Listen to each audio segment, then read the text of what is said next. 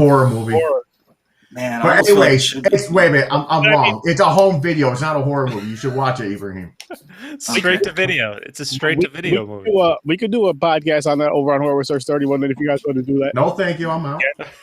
James is gonna be back for it. Unless you want me pissed off and start breaking shit in my house. Yeah, of course. That'd be fun. That could be fun to watch too. Entertaining.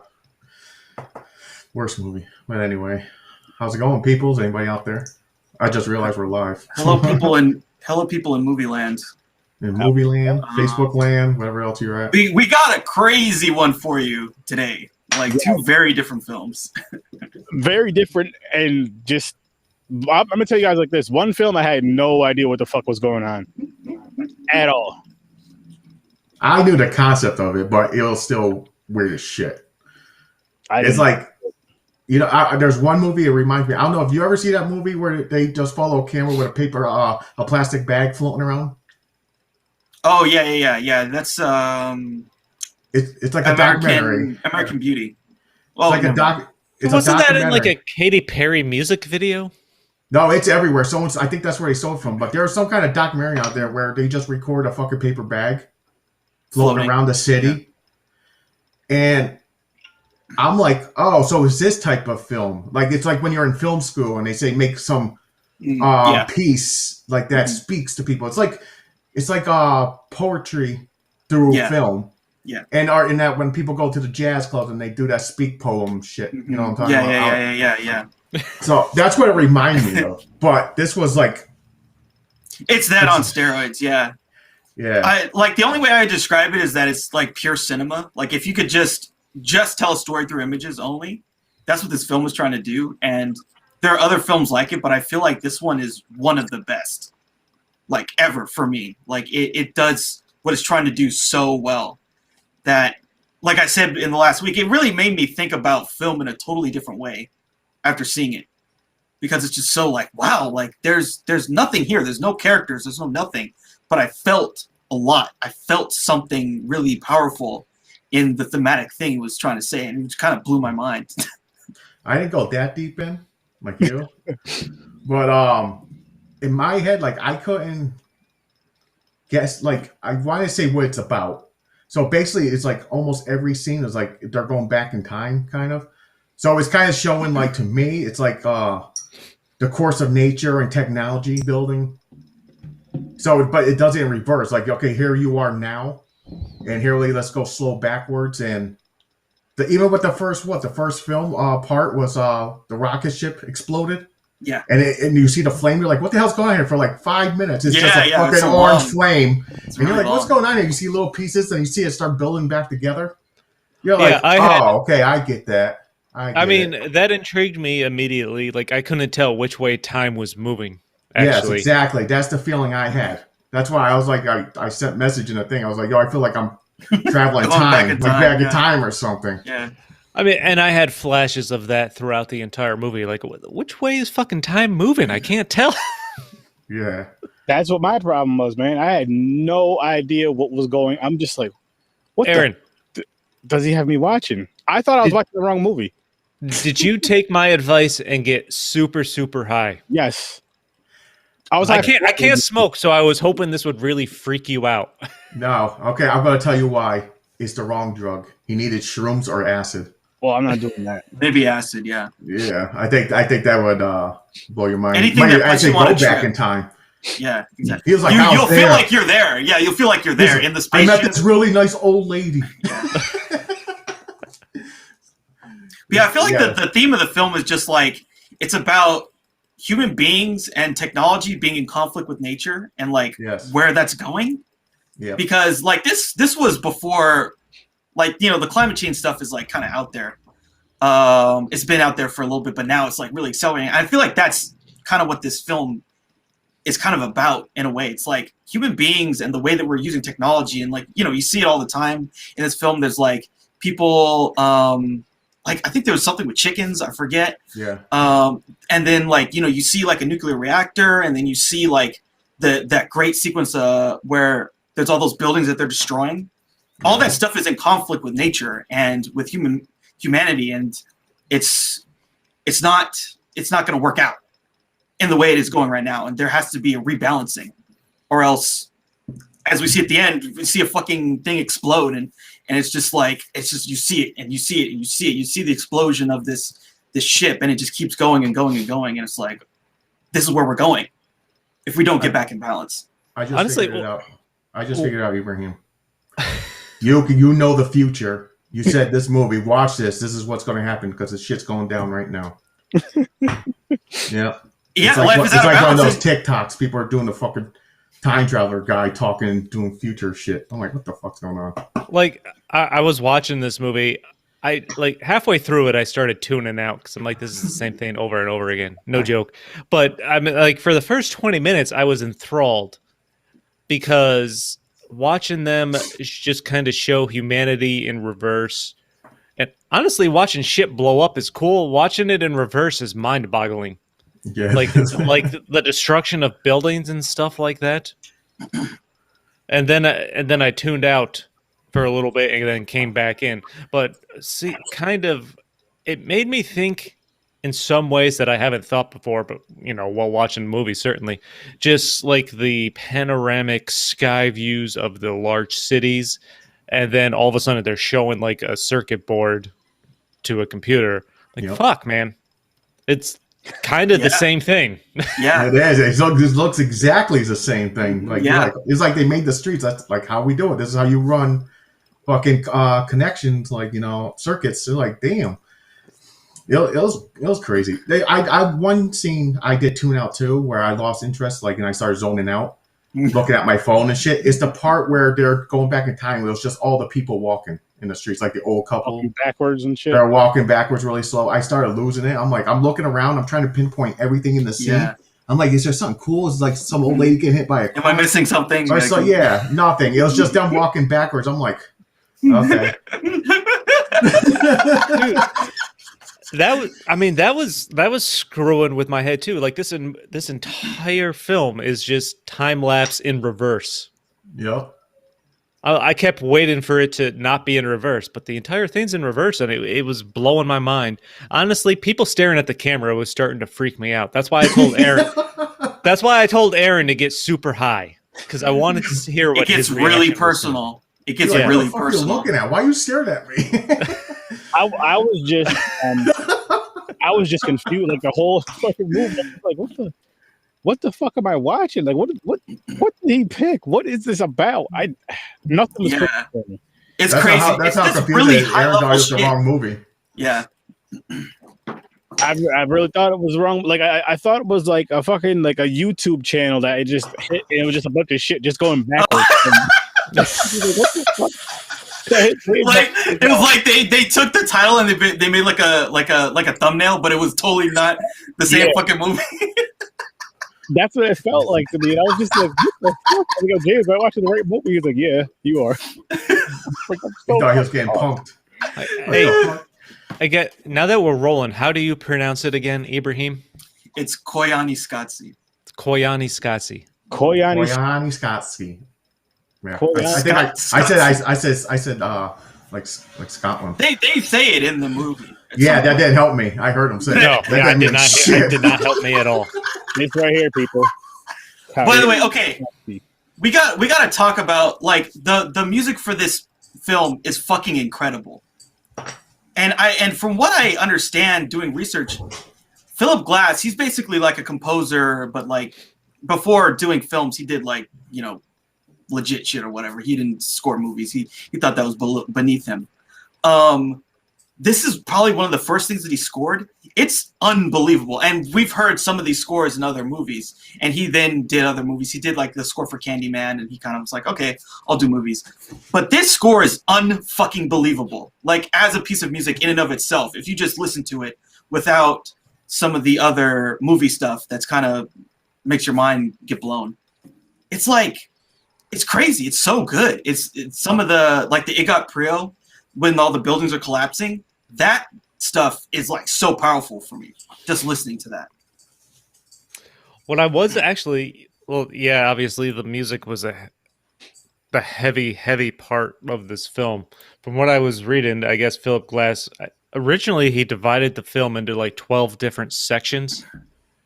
and then writing the music for each, and then Godfrey Ruggiero, Gio. I don't know how you pronounce the actual director's name, but he heard the music and then completely reassembled the film, cutting it to the feel of the music instead of the actual stuff they had on film or any kind of particular story.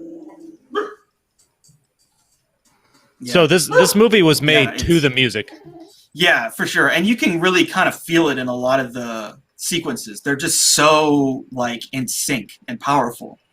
Yeah, I love this score. Like it's one of my favorites of all time. It's crazy. Yeah, but yeah, it's funny because like he basically for a long time was like, oh, scoring movies is trash. Like that's what he was saying before he did this movie. He's like, scoring movies is for people that are trash, and that's just like some silly nonsense that I would never do. But like I said, he did Candyman score, and his Candyman score is really good too. He's amazing. Agreed. I actually think I would say this is probably my favorite score of his, of any movie he's done. Philip Glass. Yes, this wasn't a bad one. Like you're saying, it was just the score was a mind fuck in itself, along with the visuals of it. So it really, really throws you off. Yeah. I'm just like, what in the world is going on? Like, what the hell? I got nothing. I was so damn like, Yeah. What the fuck am I watching? It's actually like I feel like it's a super intellectual movie. And what's funny is I almost feel like with a movie like this, you almost have to pay attention more. Yeah. Because it's all about what you perceive is happening from the images. Yeah. You have to like kind of intellectualize it, and that's what makes it interesting. But that's hard, that's kind of difficult because a lot of it's not easy to like to interpret, and it's not just gonna like hand you something. It's it's like the stuff with the people going backwards for like a minute or 2 minutes. It's like the fuck? Like what am I supposed to get from this? Now I understand they're walking backwards and the age started going back younger, but it was like the same people. It was just walking down like what the fuck's going on? Yeah. Hey, by the way, is anybody else drinking anything? Because I've got a good buzz going. I am drinking something. And I want to say thanks to Uptown Beverage that had some good stuff. I picked up some Equilibrium Wavelength IPA, one of my favorite beers from Equilibrium. And of course, I'm drinking in my nice popcorn and pints glass here. Still not totally broken, just only a crack. Just a little crack. I also ordered from Uptown, and I was scanning through what they got. So I found a variety pack of Shipyard IPA. Nice. So the reason I bought it is because I usually go every year pre-COVID to Kennebunk, Maine, and I went to a restaurant that was selling the Shipyard stuff. Like the shirt I'm wearing is a Shipyard shirt. So I was like, I have to get it as a variety pack. So right now I am drinking. It's called Monkey Fist. I'd like that movie. And popcorn pints glass here, but I am drinking out a beer mug my wife got me for Valentine. Actually, for my birthday. Oh, The manly man. Nice. It's a kit. It comes with a no, it's Valentine's Day. My bad. It came with a bouquet of flowers made out of beef jerky. Wow. I know. I'm special. I got flowers. That's a guy present if there ever was one. Hey man, Exactly. That was you're a manly present. if She's you're good looking, at, she's good at gifts. Seriously. if you're looking for beef jerky, the beef jerky outlet in Latham, Yeah, that's where you want to go. I love beef jerky. I do too. So expensive though. They've Yeah. got some good. They've got some good deals at the jerky outlet. Hey, I might go check it out now. I tried to be mature and not laugh at the jerky outlet, but I knew what I was saying when I said it. Yep. That's So- what it is, Aaron. I'm drinking out of the popcorn pint glass. I'm having A white girl drink. vodka and Sprite mixed with some grenadine. Very delicious. Jesus, getting fancy and shit. I'm Wow. I told you, motherfuckers. He's like a bartender. He's got the He's- grenadine. He's getting into multiple ingredients. Holy shit. Fucking delicious. By the way, if I might say so myself, scrumptious. Scrumptious. All right. Yeah, I'm still not drinking. I basically I have a whole bunch of work that I still have to do every day, so I'm working like 12 hours a day. Yeah. like Working, Monday, like Monday through Sunday. So Yeah. at some point, I'll be done with all this work and it'll pay off, and then I'll celebrate, Awesome. get blasted. Yeah, But yeah. I'm for- drinking. I'm drinking because I worked like 10-hour days every day this week, so that's why I'm drinking. I'm drinking because I'm thirsty, and it seems like it's a theme. For the show. That too. That too. Actually, it is a theme. Should we do initial ratings? Yeah. Oh shit! Yeah. Let's Okay. let's What the fuck? Okay. Good luck. how many exploding Buildings? rocket ships, unmanned rocket ships? Oh. Aaron's like, damn, I gotta type a lot. Well, I had something in mind right here. So, by the way, someone commented the Birdcage. I love Robin Williams. I don't know who. I can only see that it says Facebook user. Yeah. Oh yeah. For those of you watching on Facebook, click the top link about Restream. It'll let you allow your name and Facebook page to be popped up on here. Mm-hmm. But I believe it's the very top link in the description. So click that. They won't know who you are. We can like say, "Hey, thanks, person." Yeah. So thank you for that. Thank you, Facebook user. Yeah, I'll pull it up again. Right here. You got the little happy face. Smiley. I love Robin Williams too. Yeah, he's fucking I amazing. think we all love especially I like know. this, like in the '90s, man. He was like the shit. Yo, I Remember went that back. time? I used to watch Shit. Mork and Mindy. I'm not gonna lie. I fucking man. I fucking miss Robin Williams. He was just a phenomenal talent all around. Yeah, he was. Okay, so I guess what's everyone's initial score for both? Koyasani, how do you say it? Koyaaniswaatsi. Skotsky. Kawanaski. Koyaaniswaatsi. That almost sounded like colonoscopy. Kawasaki. Kawas. I don't know, man. Like how many times we should have planned a drinking game on how many times we mispronounce the name of this movie because we'd be hammered. Ibrahim would be the only one sitting there and go, guys, Yeah, I know. Hey. Yeah, He's- man. Ibrahim I'd would have to just drive like the show. click exit and just be like, "Peace out," you know? He'd be driving the show for 15 minutes because that's all it would take us Yeah. to get hammered. Yeah, it'd be very fast. It'd be very fast. A little bit worse than that Batman. Oh, but then like the plot twist is that I said it wrong too, so then I have to get Oh, fucking shit. blasted, right? You have to do one of those college, Some, give like- a college try and do the tampon and Yeah. you hit Oh faster. shit. Yeah. And then like some actual Hopi person like, oh, actually it's pronounced like this. It's like, oh shit, we all got Yeah, to drink. oh, my bad. I'm gonna give this movie a 7. I mean, even though I tuned out at certain times because I get tired. It's an hour and 20 minutes of just music and montages, so I did tune out at certain times. Like with no words, like I'm like, okay, I picked up my phone and I was looking at that for stuff, but. To its credit, it made me think in ways that I haven't thought of while watching a film of any kind before, like thoughts about humanity, technology, the environment, things like that. So, like Ibrahim said, it's definitely experience. It is, it's an interesting experiment, and yeah, I'd say it's definitely worth checking out. I agree with that. My rating is lower than that, but I do agree with it. It's definitely worth checking out. I feel that excuse me. I don't think it was long as fuck though. This could have been done in like a half hour and still gave you the same message, just kind of chopped it up, but it wasn't terrible at the same time. I've seen worse. Like I've seen worse with movies with actual like dialogue and shit going on. I've seen worse stories. Like what the fuck is this shit? What? Wow.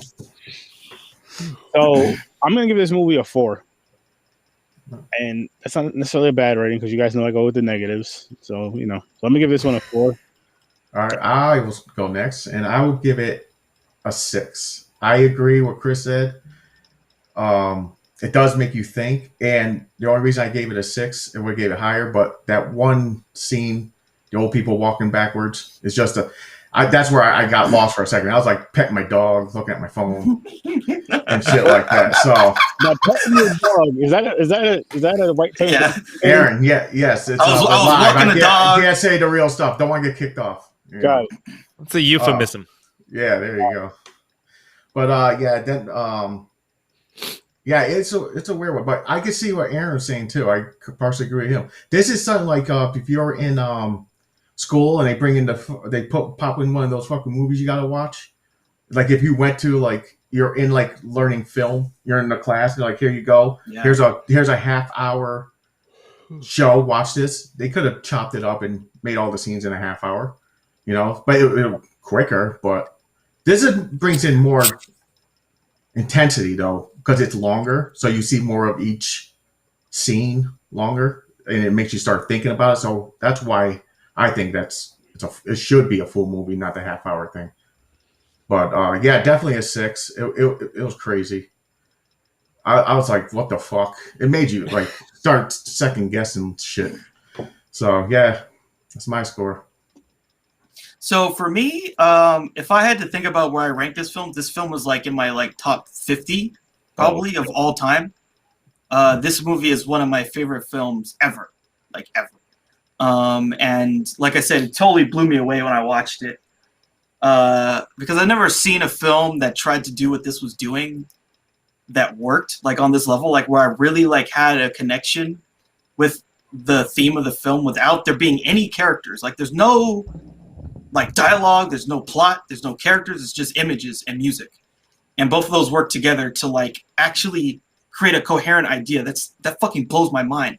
And like the fact that you could show this movie, we watch this movie, you could probably show this to someone in China, you could show this to someone in India, you could show this to someone in Europe, you could show this to someone in Africa, and they're all gonna get it. They're all gonna get something out of it because it's not like you need to speak a language. It just human beings have an emotional reaction from seeing certain images. Like to me, that really speaks to like how powerful you can create something with cinema as an art form. No, and this that's what this film was trying to do, and I think it actually does it, and it just blows my mind. So for me, it's a 10. Oh shit! Wow, I'm really that's quick. high praise. Before anybody says, I want to jump my rating up to a 6, and I'm going to tell you why. This movie reminds me of a cheesy horror movie.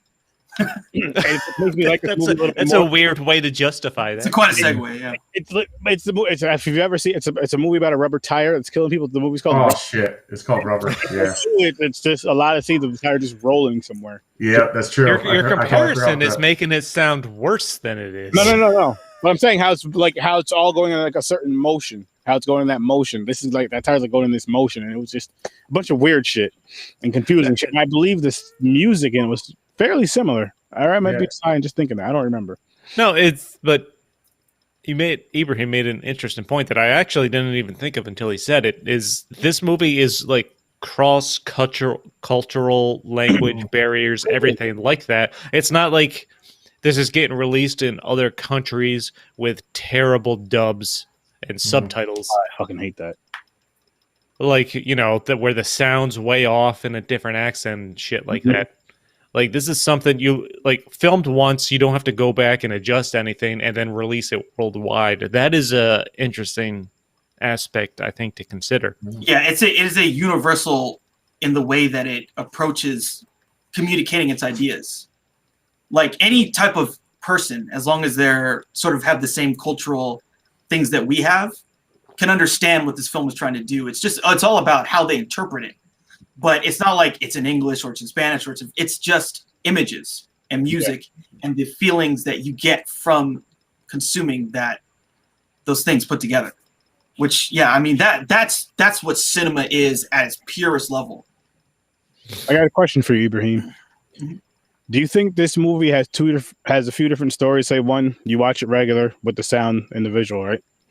Say another time you just listen to it without the visual, and then the other time you listen to it or watch it on mute. Do you think that's going to tell 3 different stories for you? Well, certainly, like if you watch this movie without the music, it's going to feel different, for sure. If you just see a montage of stuff, you can still get things, but there's definitely and if you just listen to the score, you're going to feel something else. Like for instance, they use a part of this score in Watchmen when Dr. Manhattan becomes Dr. Manhattan. They used the IGOT Pro, like when all the buildings were collapsing, they used that to like sort of as an allegory of like what he was going through to become a god for the first time, which is an interesting way to use the music. But yeah, I think if you do them separately, you are going to get a separate feeling. But I feel like when you take them together, it's a really powerful cinematic experience. You know, what's funny as I was looking up like the behind the scenes stuff and notes on the movie, the just the pop culture references to this movie. Like you mentioned, the Watchmen movie in 2009, I think it was, used the score for Dr. Manhattan. You know what else also used the score and basically used it as their entire theme? The trailer for the video game Grand Theft Auto 4. Oh shit! Like they used the music, they used the time lapse in reverse to the scenic shots. Like it was inspired, by this movie. I think 2 episodes of Scrubs used the music, from what I was reading, and like a couple other things. I think there was like a Madonna reference to the connection to the the score of this film and stuff like that. Like it was insane. It's just the random stuff. This was a cult film, and I had no idea. Like you couldn't find it in the 90s because of copyright issues, and then once the 2000s came along, however, something got settled, and then you know what I think happened. Like I feel I don't totally remember the first time I saw it, but I might have seen it on YouTube. I feel like it just got put out there into the universe, and then and it also got a release on Criterion. That probably Chris's favorite Criterion. Fucking Criterion. So quick, Criterion, holla at your boys. Give us some. We'll review. Give us a free. Hook us up. Lifetime free. We'll review these movies every fucking week if we have to. Yep, I'm not going to pay $15 for it, but yeah. You give it to us for free? Shit. But I think sometime around when YouTube became a thing, I think it just got posted on there, and then people like just started watching. And like, there's a certain subset of people like will watch it and just be enthralled by the whole experience. And it helps too to be able to like actually talk about and discuss like what the fuck is going on. Because then you're like, okay, why is this thing going backwards? And then people are like, oh, well, it's like, time is going backwards. You're like, oh, okay, now I like when you get the context, then you're like, okay, now I understand what this thing's trying to communicate to me. And so the frustration level kind of decreases. That's true. It's interesting because you mentioned time going backwards. The movie's basically filmed in reverse. That's kind of what it feels like. With the close, and like even the closing scenes being, ancient hieroglyphic type images on the inside of a cave in Utah and things like that. But like the movie's not even about the effect of technology on our environment. It's like technology is almost like air at this point for us, as when it comes to living. Like that's not what the movie's about, but it's kind of what it portrays. It's an interesting contrast. And again, like when they filmed this, there was no script. There's no actual script. It was kind of, we're putting this out there. Take it how you take it. Yeah. Yeah. Take it how you take it. It's like this movie means to you what it means to you. Mm. I get that. It's pretty fucking mind blowing. And I think the most mind blowing part about it is like they built it that way and then get in, because there's no direct message, but everyone has their interpretation of it. And it's a word of mouth movie. Like I saw this, I think it means this. You talk to somebody else that saw it, they think it means something completely different, and then your mind gets blown again. Mm-hmm. Yeah. I think it's the effect of the movie. It's not so much the movie itself in this case for me. Yeah, like so the first time I saw the movie, like when I saw the ending, it absolutely, like, it's one of the like top 5 movie moments that blew my mind. Because I felt like that final image of just seeing the thing blow up and just seeing it tumble and tumble and tumble, and it's like 5 fucking minutes of this exploding rocket and just seeing the flames kind of really just like resonated with me so powerfully, because it's like the human race has done all these amazing things to create this technology, and we do all this stuff, in order to basically conquer nature. And even all the absolute sum of all of our technology can be so easily just defeated and destroyed, and it could just explode, and you just see this thing. All of our, like, the entire collective work of humanity can that easily just be destroyed. And it just shows you, like, how nature and technology can be in conflict, and how if we don't find a balance, like, it's just gonna blow up. It's gonna blow up. This whole thing could easily just be over tomorrow. Yeah. So yeah, I was like, it just all really connected for me, like, at once, and it was just without saying anything. You know, the character didn't have to say it. There wasn't some big monologue. It was just an exploding rocket tumbling and burning. Yeah. Whew. That wow. I didn't think that there would be that much said about this movie until this conversation. I get it's one of those things where, like, again, I'm watching the movie, I'm not getting much out of it, but now that we're having this conversation, I'm like, oh shit. Right. Now I see why he's saying it. That makes so much sense. That makes sense. And like they took 6 years to make this movie. Like this is, and again, there was no script. They were just put it on film what they thought looked good, and then kind of based it off a score. Really. Yeah. Yeah. You know what it made me think of is just like certain commercials, like a cell phone commercial, and how it's like a little time lapse thing, and it'll be like, you're still stuck in the past with this old phone. Get this, and you'll be with everybody else, or just some shit like that. That's what I was thinking for part of this movie. Just a bunch of different commercials like that, and then after that, I'm just like, all right, what the fuck, man? What, come on. Makes sense. But now, I like how we're each pulling like different variations of what we each got from this film, which is actually makes this a really good film. I guess if you put it in that type of terms, which I'm gonna have to move my rating up again to a fucking 7. Damn. Yeah, because like, right, when you think about, because like that, to me, that's the other thing that's powerful about this movie is, right, we're talking about it, and then there are certain images that stick in my mind, and for everyone, maybe it's a different image. Maybe for some, it's like the beginning, or it's like, you know, seeing the people or the time lapses.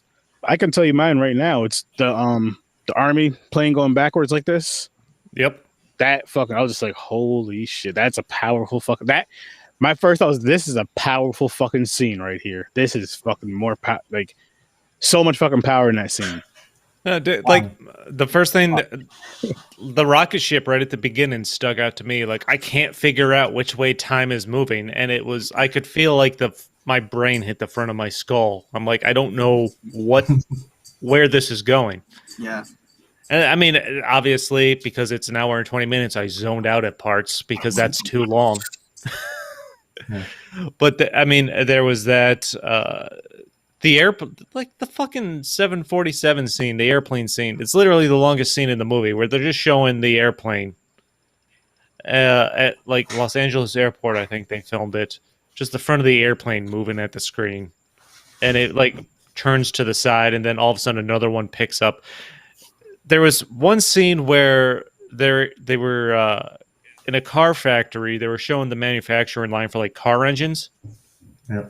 But they were showing it head on, so the engines blended into each other. I'm like, it looks like they're building a fucking transformer. Oh shit! A trans-fucking-former. That's what it does. It makes you fucking, your mind just like, you're just trying to figure out what the fuck's going on. Yeah. Yeah, but like a lot of that stuff, I think it's just because like both of those things, like the plane and then there's another plane, I think it's just kind of like how our technology, it's almost like how our technology is like, it's so ubiquitous, it just keeps going. There's no end to it. You see this assembly line, it just keeps going. There's a plane, and just imagine if your only perspective on the world was just seeing the planes arrive. It would be like infinity. It would just never end. And the same with the assembly line. It keeps going. It's like, is there any end to this thing? And where is it going? Is this, again, it's like life and balance. Is there a balance to this thing that we're doing? Is this really endless? Can this really never end? Is this sustainable? Like, wow. Wow. I knew didn't I say Aaron? I was like, wait, look, I want to see what Ibrahim has to say about this. You're like, Ibrahim has some fucking shit to say, and he. Well, I mean, this was one of his picks, so I was certainly curious to hear his thoughts on it after I watched it. You know what I do want to say though about Ibrahim, about your picks, man, is it's really making. I'll speak for myself personally. It's making me really open my mind when I'm watching these movies now. Like, and I have like more of an appreciation for films just in general, because I'm just like, holy shit, like. This film had 0 dialogue. Yeah. Previous film had very little dialogue, but enough. And the one before that had you know, that one had a lot of dialogue, but you could just kind of know what was going on without, you know what I mean? That was great. That's a great comment, Bree. There you go, Bree. Aaron's like, it's going up. It keeps going up. Aaron's working his way up. I can't help it. And you're probably right. You're probably right. That might happen. Shit. But it's just like it's really one of those films where I feel you have to be relaxed when you watch it. I'll say that. You have to be like physically, mentally relaxed. Not to where you're about to doze off, or you're just like chilling, get a little high if you need to, and just really just watch and listen to everything you can pick up. And you're going to be like, wow, this is a fucking wow. I feel like if you're going to recommend this movie, you need to know your audience. If you're talking to someone that's super into cinema, I don't think you need to downplay it at all. I think if you're talking to a casual person that loves movies, listen, you're probably going to tune out in parts of this because it's an hour and 20 minutes. But, you know, try to focus in on certain parts of it. I still feel like if you, because I did do it on something, I still feel you can kind of get the story, or at least get your own story from your own perspective of watching this film. This is definitely one of those films where, again, we each pretty much have our own perspectives, and none of them are wrong. None of them are wrong, because it's all how we feel and what you got. This is one of those movies where it's like, this is what I felt, this is what I heard, this is what I seen watching this film, and I'm not wrong. And you guys can think something completely fucking different, and hey, we're both right. We're all right. One of the things I didn't realize, Francis Ford Coppola put his name on this. I didn't realize this until it was over and I saw the credits. Like, they made this movie, and then Francis Ford Coppola had known of it and wanted to see it, so he got a private screening, loved it, thought it was a film that people needed to see. And I guess he's the reason, like, they showed the pictographs at the end. Like, that was his way to end the movie, and they put it in. Wow. The pictographs at the end in this cave in Utah or something like that. Yeah, that's interesting. So just to kind of dovetail on what Nicolas Cage's uncle for Aaron. Yeah. So I think what's also interesting about this film is like the discussion we're having about the film. It really is one of the more important parts of watching the film, because like if you just watch it and you're like, okay, I don't know what the fuck's going on, but now that we actually talk about it, it kind of brings up more because we all have a different point of view on it. Mm-hmm. And so our collective point of view is its own experience of the film, because each one of us, there's one different part or maybe something that really connected with each one of us. And if we see how someone else connects with it, then we can kind of empathize. Oh, now I see what you're saying. I get that too. You know, and now it's not just like I'm a confused person looking at fucking images. Now it's like we're collectively trying to get an understanding of what this art piece is trying to say for each one of us. You know what? When it comes to recommending the film, maybe that's an important thing to put in. If you're going to watch this, have someone else watch it too, so you can discuss it with them, because that's where the real effect of it's going to come in. That's actually a really good fucking point. I didn't even think of it like that, because if you're watching this on your own just to watch a movie, or because you're really into cinema or anything like that, that's fine. Yeah. But if you're not going to talk about it afterwards, to really expand upon what you just saw. Yeah, I agree with that. Like we're doing now or something like that. Then, maybe it's not going to make the impact that they're going for. I'll say this: if you watch this film and you don't have, say, one of your friends or family members watch this film, at least one person. I personally say like 2 to 3 people, but at least one person, you're doing yourself a disservice, because again, you're not really I don't think you're really going to get the message until you have the conversation. Like for me, I didn't really get the message of this film until I'm having this conversation now, where things are starting to really like stand out and pulled from my mind. Like, oh shit, this is what this meant. and fuck it, this is an 8. It's a fucking 8. It is a fucking 8. And Bree called it. Yeah. I'm done though. I'm tapping out at an 8. It's just something because again, the more we discuss it, the more I like it. I'm just like, holy shit. This is one of these films where I feel like you can watch it, say, 4 different times and have 4 different fucking views. Yes. 4 different stories of it. Yeah. And Because those parts where you tuned out the first time are going to be where you tune in the second, third time or something like that. Or you get a different interpretation now that you've seen the whole thing. You're like, oh, but I really like what Aaron said. It's like pulled out of my mind because now the images are there. Like that's the thing. The images always stick in your mind, but you just don't know what they mean.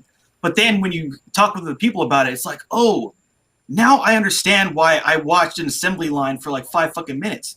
Because maybe what it's trying to say is that we've built a society where we're just building who the fuck are these things for? Who are these machines for? Like these things that we're building. Does this make sense? Are there enough people for these cars? Is there enough resources for us to actually like sustain the planet to build this many? Like we can do it, but does that mean we should do it? Like, oh, there's so many things like, and there's just images that say all of that without having to speak a word. And it's just like, to me, that's what's so powerful about this film. It's just a series of really powerful images about human society and where we're at. And we can just interpret them in a bunch of different ways. Definitely. Oh, I want to point out something that's hilarious to me because I run the Popcorn and Pints Twitter most of the time. So I made a post about watching this movie. How do you say it again, Ibrahim? KOYAANISOATSI. KOYAANISOATSI. So I made a post about this. Apparently, there's a Twitter account named after the movie that commented on it that literally just posts descriptions of the scenes over and over again. Wow. And so at KOYAANISOATSI, scenes from the film on repeat and in montage forever. That's their description. So there's a Twitter account about it if you're looking for that kind of stuff. Wow. And they literally just post however many characters you can fit into a tweet description of scenes at random over and over again. Wow. That's funny. That's interesting. Ibrahim, is it you? No. He's like, I own it. Yeah, that's something. There are some films that I think that I love that much, but that's some dedication. I love it. But again, like this film has a cult following. I believe it. There are people who like believe in the film like as a thing, you know, as a masterpiece, you might say for some. Oh, for sure. Yeah, for sure. For sure. Okay, all this knowledge got me. I'm with Aaron. I'm bumping up to an 8. See, I'm sticking to my 7. So one thing I want to talk about. So the guy Ron Frick, the guy who actually shot a lot of this movie, the guy's a fucking genius. Like he's done. I feel like he's one of the main creative reasons why this movie is as good as it is.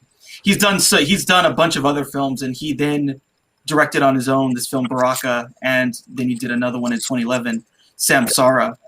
And all of them are in the same kind of style and feel. They have different thematic elements, but a lot of the images that you really like in this are because of him, and it's really and this is a testament to like his career is just capturing these really kind of breathtaking images on film. It's kind of incredible that there's a person who's done that in their life, and he's created all this stuff. And when you watch, you know, the films that he's done, you see the thread across time of, you know, these time lapses, and like there's one film is just, I think it's just like a time lapse of an eclipse or something like that. It's beautiful stuff. But this film kind of puts all of that type of stuff together with an actual thematic element, including the sound with the score, and it just all, you know, creates the film experience that you get in KOYAANISOATSI. Well, I mean, Frick developed the idea from what I was reading for like what the hell was it? Frick developed the idea to shoot the portraits of people in like Times Square, like the still images and things like that. Where Reggio, I don't even know. Again, I don't know how you pronounce the director's last name. He thought it was foolish until he saw the footage and then dedicated, you know, a part of the movie to it. So that was all Frick. yeah, he's just some mind blowing stuff that he's worked on, really. You guys ready to spin the wheel? Oh, we got a movie to talk about. Oh yeah, let's spin the wheel and then talk Birdcage. Yeah, okay, there you go. There you go. There's how we split up this. We'll split. This is. Let's say this is This is our transition. So I'm guessing it's going to be on Chick Flicks or OG Will. Oh. That's what I think. That's what I think. My woman's after me for us to talk about chick flicks, man. I'm hoping for hate. I'm hoping for hate. I'm hoping for hate too to be fun because it's going to be funny. Or OG Will. Man, that hate wheel, dude. Oh, That fucking hate wheel. I put some stuff on there that just hate it all around. come on. Uh-oh. What's going on? Nope, it's not going to be the hate wheel. I can't. Chick pics? No. No. Oh, 2010s. No, that might be OG. That's going to be OG. It's OG? Nope. Oh, wait, yes, it is. It is. Oh, Yeah. man. I thought it was going to be the OG wheel. Holy shit. OG Will. The OG wheel. The wheel of destiny lands on the OG wheel. Ain't that something? Oh, come on. Let's get fucking Street Fighter and Mortal Kombat. Yeah, I want Mortal Kombat and Men in Tights. Robin Hood Men in Tights. Oh, Robin Hood Men in Tights. Yeah. You ready? Yeah. We gotta get more. I'm hoping for Mortal Kombat before the new one. Me too. Definitely. And that shit drops April 16th. Yep. Tick, tick, tick, tick, tick, tick, tick, tick, tick, tick, tick, tick, tick, tick, tick. I can't believe we still have this many movies left on this wheel. Oh, no. there's a lot. I can't see what's happening. Jay and Silent Bob? What is that? What? No. What is this? Fight Club? Fight Club? Ooh. Fast Five! Oh, Seriously? Fast Five! Vincent Diesel. Come on, man. This should have been on the hate wheel. Well, that was, but the I OG agree. wheel, it was like 3 hate picks and then 7 legit picks. So, Yep. holy shit. The OG Will had a mix of some shit. Like, yeah, I've mixed some I've not turds. seen any of these ridiculous Fast movies, so starting with Fast 5 should be fine, I assume. Yeah. Yeah, it don't make sense. Yeah, No, none of them are going to make sense anyway. I hate Fast. the Fast one. Monty Python? Oh, the one. Oh, bro, many tights! No. The Mask. The Mask. No. Yes. The mask! The fucking Nice. Mask. The mask, nice. All right. Dude, The Mask is fucking amazing movie, honestly. Yes, the fuck it is. Oh, man. It's certainly better Oh, than you gotta Fast remove 5. it, Aaron. I did. Didn't I? Oh, I'll remove You it. didn't. I'll remove No, it. it's fine. It's fine. Yeah. I'll Yeah. fix it. Just don't forget to remove it. Yeah. But cool. So The Mask and Fast 5. That's Good an combo. interesting that's an interesting combo. That's a weird double feature. I can't wait. So Chris, you've seen none of the Fast bullshit movies. No, Right. I've made it a point to never watch those. Yeah, you're gonna I start hate with 'em. Fast 5. I love And that. now I'm going to randomly start with Fast 5 for some reason. It's the best one. So Is it really? One of my favorite movies of all time. I watched the Swain dance scene yesterday. Facebook user, thank you. was that about the Mask Facebook user? Yeah. Probably. All right. That movie's wild. That movie's Yeah, it really is. The I Mask love is it. great. it is. Hey, I think let's talk Birdcage, man. Oh, There by the you way, go. just a quick aside on the Mask. Some of those jokes have kind of, and the same with like this movie, the Birdcage. Like some of the jokes you're like there are 90s jokes that I wouldn't have gotten when I was a kid, but now I'm like, oh shit. Like Yeah. because like in that Oh, movie, yeah. there's some like Rodney King jokes. I'm like, oh shit. Yeah. Like, I There would were some not. jokes. Like I had to remind myself this is based off an old play Yeah. and like a redone version of that movie that came out. That's gonna be a fun one. That's gonna be fucking fun. The Mask. We were so close to Street Fighter Mortal Kombat, though, man. Yeah, well, Maybe next. Maybe maybe next. next time. But All right, cool. The Birdcage. So Yeah. this has a plot. This has characters. This has dialogue. Yeah. this was funny. Yes, it does. Funny. Already, one of my favorite parts of this was Aaron sent us a voicemail, just laughing Yes. as he was watching. So fucking funny. I was it too, but I was like, "Holy fuck! Holy Movie's fun. What's initial rating, Aaron? 7." It was I'm fun. with Aaron. I'm like 7.5 phallic statues out of. Phallic statues is a good way to rate this. There you go. Statues. It was fun. Yeah. It was funny. It was good. It was a good movie. It was a good comedy too, because you got a pretty decent story, and then you got a funny movie at the same time, instead of just like the typical corny, boring, same fucking story. Someone's acting stupid, whatever. You're actually getting a story to where you actually care about certain characters, and yeah, I liked it. I thought it was good. Good acting too. The Hack Really? Man's Yes. in this.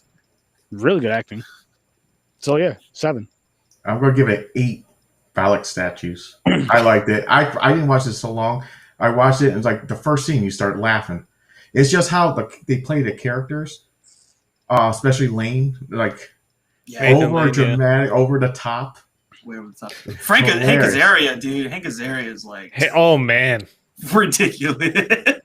Oh, I can't wear shoes because I'll fall. I love that character. Oh my god, so funny. I'm with James on this one. I'm going 8. Like, yeah, this like you. I mean, there's no surprise to how it plays out story wise. I think they could have rounded out the ending a little better. Maybe that could have came together a little bit instead of just kind of ending and then jumping to like an after scene in the credits. But there's just the subtle jokes actually that if you're not focused on, you might miss. And like, I fucking miss Robin Williams, man. He was such a great talent. I wish he was still around. Like, his stand-up's some of the best I've ever seen. And he's also one of the hairiest motherfuckers I've ever seen. Yes. Dude, they should have had him play Wolverine. Like, if it was like a 90s fucking MCU, he would be Wolverine. A real Wolverine in the forest when people are walking by. But like, right? Like the actual animal.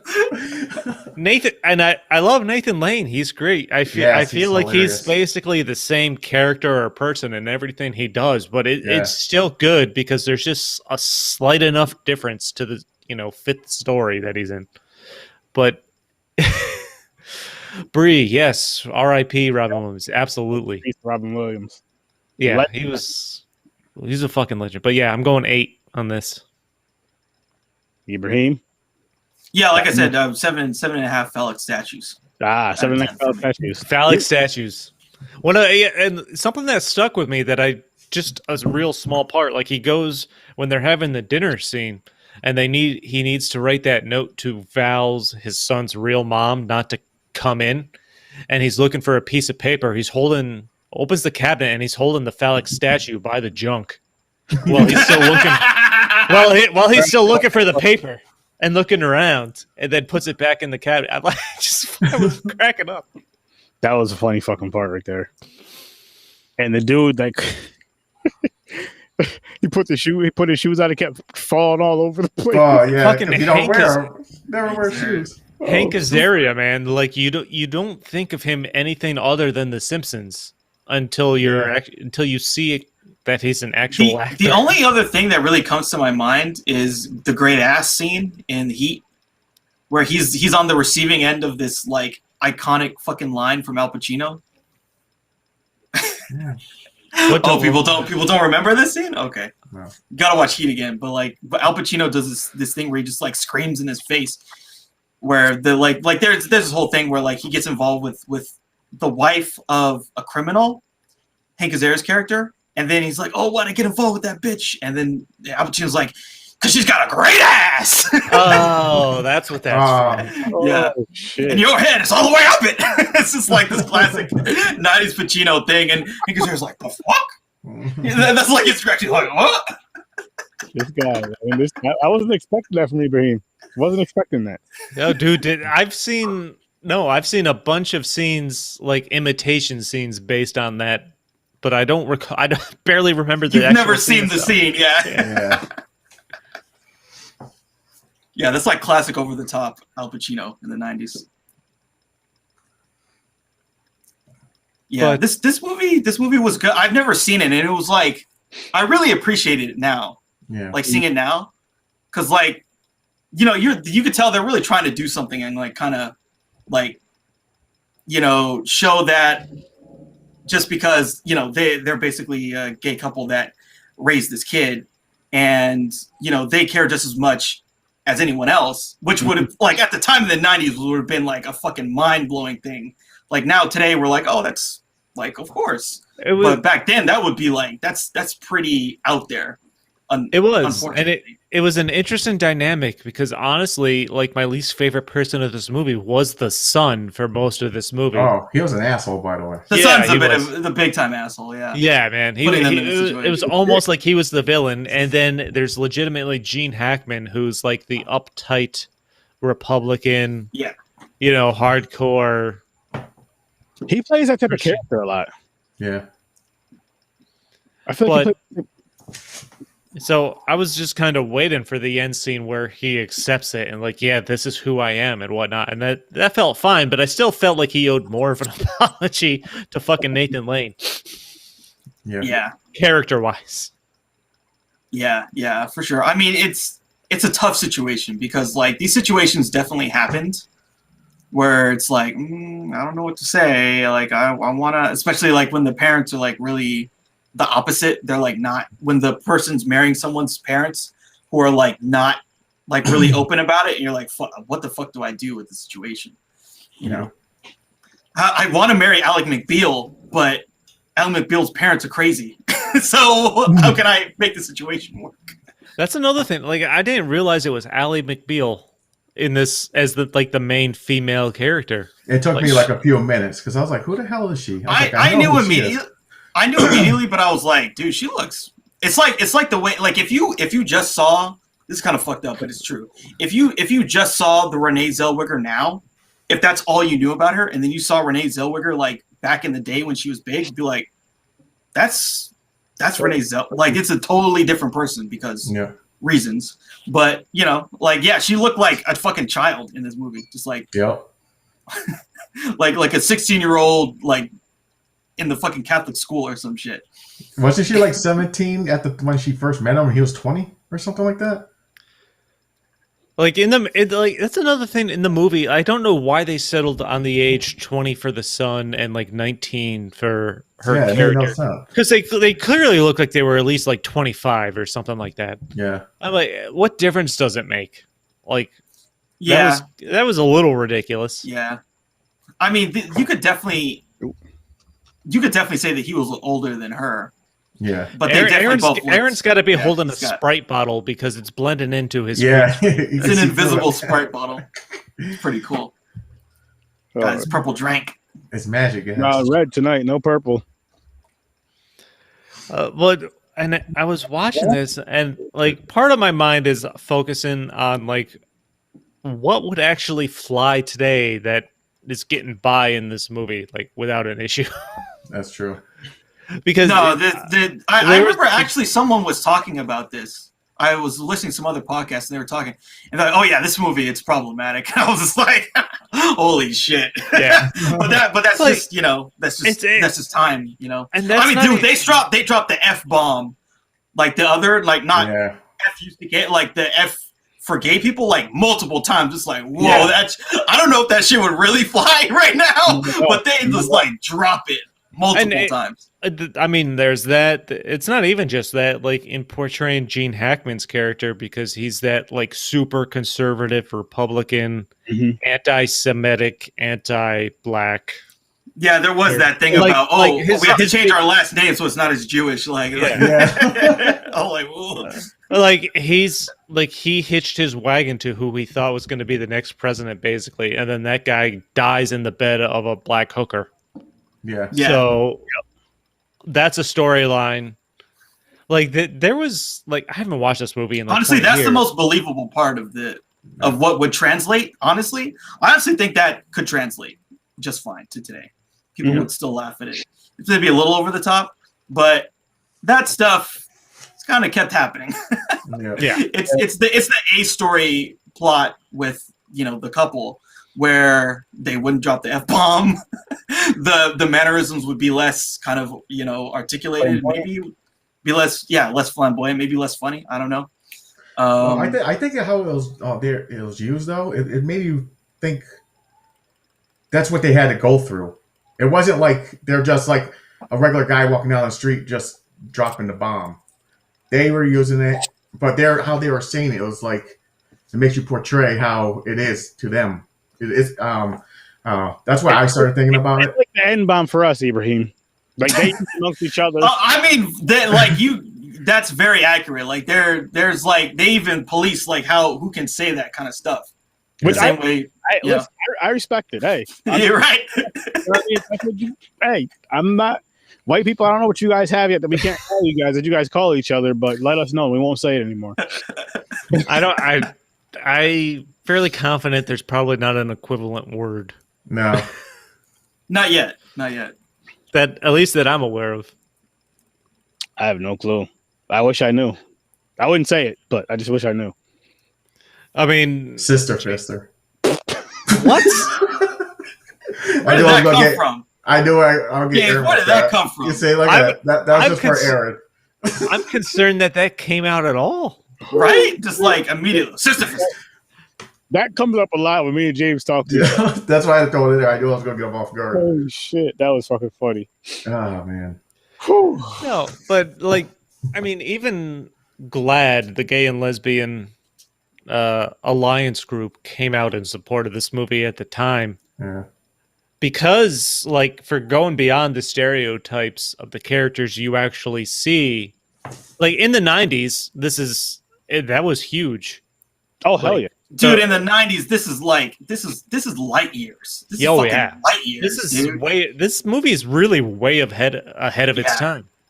At least at least over a decade, like almost a decade and a half. This movie came out in, I think, 96. I mean, I would say it's at least 14 years ahead of its time. Yeah, oh, yeah. At least, probably even more. Yeah, it was fucking crazy. Yeah, this came out in 96. So the fact that it's so open and celebrated is really ahead of its time. I mean, you're still hidden, a huge part of the AIDS pandemic, the fear, there's still there. This is kind of trying to bring it more into acceptance and, understanding. And the fact that you have the characters you have portraying, or the actors you have portraying these characters, is a huge help. And it makes for an awesome movie. Like, I think the ending could have been reworked better. Like, I think it kind of just cut off and then picked up again, like in the credits, like I said, with the wedding. But so I thought there was like a weird cutoff there. But I overall, it was a real great portrayal, I think, of certainly the time and trying to bring these characters and the acceptance, stuff like that. Yeah. Yeah, I thought it was really good. I was like, because like you can kind of see what they're trying to go for, like kind of up front, and like there was some really funny scenes with the Gene Hackman family. Like they're watching him on like Crossfire on CNN, and it's just people yelling at each other. Yeah. And he's like, "Oh, this is such a smart television. It's the best." But didn't they mention that it was like on like Bravo or something like that? I could have sworn it looked like it was CNN. It looked like CNN. From what I could tell. I can't remember. From what I can tell. But yeah, the point is like these people, they're the fucking opposite. They are not down at all with this. And it's like, how are we gonna square the circle? What the fuck are we gonna do? And I couldn't fucking take my eyes off of Hank Azaria every scene he was in, just because I knew who it was. And I'm like, and it's been so long since I've seen this movie, I kind of focused more on him, and he like I said, he was just fucking fantastic. Hilarious. He was hilarious. Yeah. You know what was pretty cool about this movie? What I thought was cool about this movie is, yes, it was a movie with a gay couple, but it didn't make it like you didn't watch the movie as you were watching a gay couple. You were just watching a couple. You know what I mean? You weren't even thinking about the whole gay whatever. You were just watching like a couple and going through whatever they were going through. And you find out that the son's a fucking asshole, and he finally made it at the very end, like the movie. But good film though. It was a good fun film, and it was good to see. Like I can't tell you the last time I watched a Robin Williams movie. I am a fan of his. I just can't tell you the last time I popped one in. And it was good to watch one of his movies again. I'm just like, I forgot how good of an actor he was. Like, he's really good.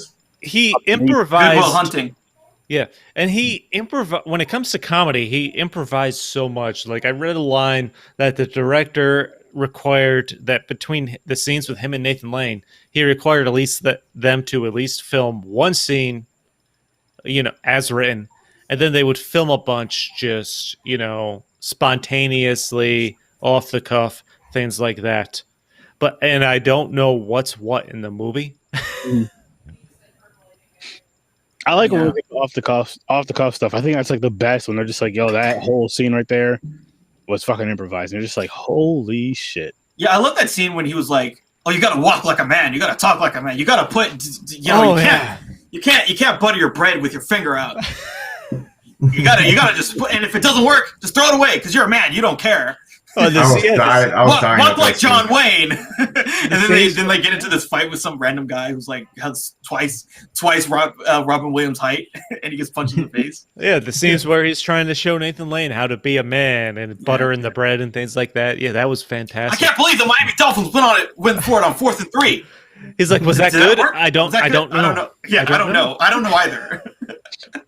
Yeah, that was a funny. Those are some funny scenes though. I like that because it was like certain scenes they overhyped or the femininity of the homosexual males, and then as far as like the stereotype of like a straight male, they overhyped that in those scenes that you guys were just mentioning, which was just. I think it was a great balance. It was like a perfect balance. It was funny because it was making not teasing, but just making jokes, having fun with both sides of it. I think that's a good way to tell a story like this. There's some really heartfelt points in this movie too, that really kind of stuck out to me. Like when they're like, so Robin Williams takes Nathan Lane out, and they're like fucking at the beach or some shit, and then he just fences, maybe you should go on vacation. Whatever. And he's like, what? Why should I do that? And then like there's this whole thing. No, and then he gets back, and then they've changed everything, and then Nathan Lane gets you want me to leave, and because you look tired. Yeah, he says you look tired because he knows hold on, Chris. The point I'm trying to make is like there's this really like poignant emotional moment at the end of this where it's like the son is not proud of Nathan Lane, and it's like, holy shit. Like at the end of this thing, there's like not a joke. It's like this really kind of that he loves him as his son. And you feel that. You're like, shit, that's really, and that's hard because then you're like, could you imagine if like your child just like for whatever reason was like, dad or mom, I just don't want who I want to marry to see you. And then it's like, it's not just like about the person being gay. It's just about if you felt that from your own child, that really would hurt you. And then you're like, that's fucked up to do that just because someone's gay. And that's the whole point. What we're supposed to empathize with in that moment. Oh yeah, there were definitely times where I felt horrible for Nathan Lane's character in this movie because Robin Williams' son in this movie is an asshole. I'm like where this movie's gonna go at the end. It's no surprise that he admits this is his parents, this is his life, and that's what saves the day. But like, what the fuck, man? Like he takes it too far, I thought. Bree said she watched Hook the other day. I believe that's on the wheel. I don't remember 100%, but I believe that is on one. I think it is. I think it's on the OG wheel, but I'm not 100% sure. But it's on one of those. Maybe is it on the 90s wheel? It's on one of those wheels. I don't remember. I just feel like I feel like James. That was like a James it was. I just don't remember what wheel. I don't know if it was a white wheel or. The white wheel. Yeah, that's kind of a white wheel. That's kind of a white wheel too. Yeah. Or the OG wheel. You know what I'm saying? Shit, I can't wait to hit the hate wheel. Yeah, the hate wheel will be fun. I'm happy that we've avoided it, to be honest. But it's gonna come. It's gonna happen, man. It's gonna happen, man. And it'll. You know what? It's gonna happen is if the longer we go, the more likely we're gonna hit it twice in a row. Yeah. Hopefully, that'll be a good time. Oh, it'd be fun. It'd be fucking fun. So, did everybody? I don't remember if we talked about this or not. Did everybody watch the Mortal Kombat trailer? Yes. Yeah, I watched it. Oh, yeah. I watched the Red Band one. Too. I think it broke a record. Yep, for like most watched. What did you guys think of it? I thought it looked great. I think it looked great. I thought Scorpion sounded a little weird at the end when he said "Get over here," but other than that, I thought it looked great. It was muffled. So I appreciate the rated R. Like, I think that seeing the fatalities is going to be sweet, but the plot seems dumb as fuck to me. It's just super dumb. Did you have high hopes for the plot? No, I didn't. Some people were hyping it like they should have, and I was immediately like, "Nah, this plot's going to be dumb." So, you know, I mean, but because like I could just watch clips on YouTube after the movie comes out and just see the kills and shit. So I don't know. I mean, am I gonna watch it? Probably. Am I excited to see dumb movie where people, for whatever reason, go to a tournament so that they can start fucking killing each other? Yes, for me. Kind of sounds like Fast Five. Yeah. Yeah. I mean, and you hate Fast Five. I assume that I will. I'm not a fan. I do not like Fast and the Furious franchise at all. So I mean, yeah, that's my thing. I mean, it seems I'd rather just watch an old kung fu movie. Oh, I gotcha. You know, I'll Jackie say Chan or whatever. really quick. Speaking of which, I did just last night. I watched Bloodsport. Flicking through channels, I just haven't. Nice. Oh shit! Yo, that movie. I'm so happy that movie's on the wheel. That movie never gets old to me. Like that's just. I gotta watch more of these old fighting movies. But to get back to the discussion we were just having, what the fuck were we just talking about? The Birdcage. Birdcage. What were we saying about it? I don't know, man. You just wanted to talk about Mortal Kombat. I know, really. You brought it up. With that part real quick and get back to Birdcage. I had a point about Birdcage. Son of a bitch. I always do this shit. What was the last thing you were saying about Birdcage, Ibrahim? Well, that the Nathan Lane character, it just they did a lot of really good scenes to make us empathize with him and empathize with the parents. And it's like just because they're gay parents doesn't mean that we should like see them differently and like how fucked up it is to like attack them because they love their son just as much. Yeah.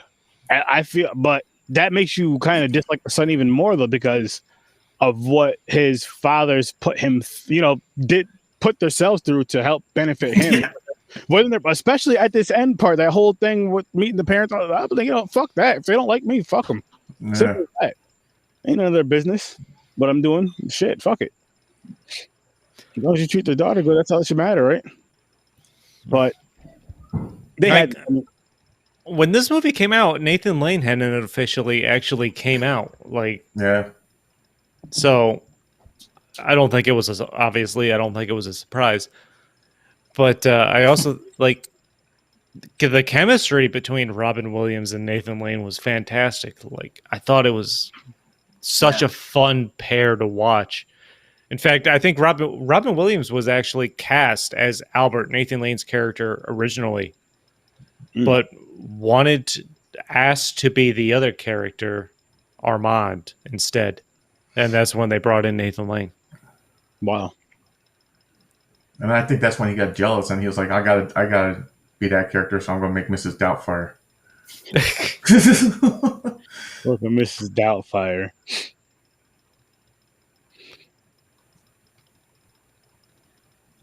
Yeah, that's true. That part was messed up. And the thing is, that's another asshole how he is. You think you have more emotion now. He's like, oh, she can get here? He was just worried about the knife. He's like, will she do it? Okay, hi. He didn't like no emotion. He was like, hi, yeah. It seems like, yeah, that's true. They portrayed that as the first time he was meeting his actual birth mom. 20 years. And then they just like, yeah, here's a handshake. Nice to meet you.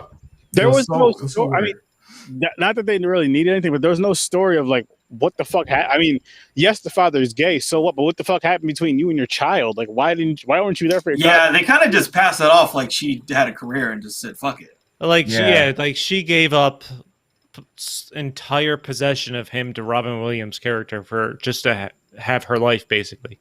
And okay, then that was it. Really?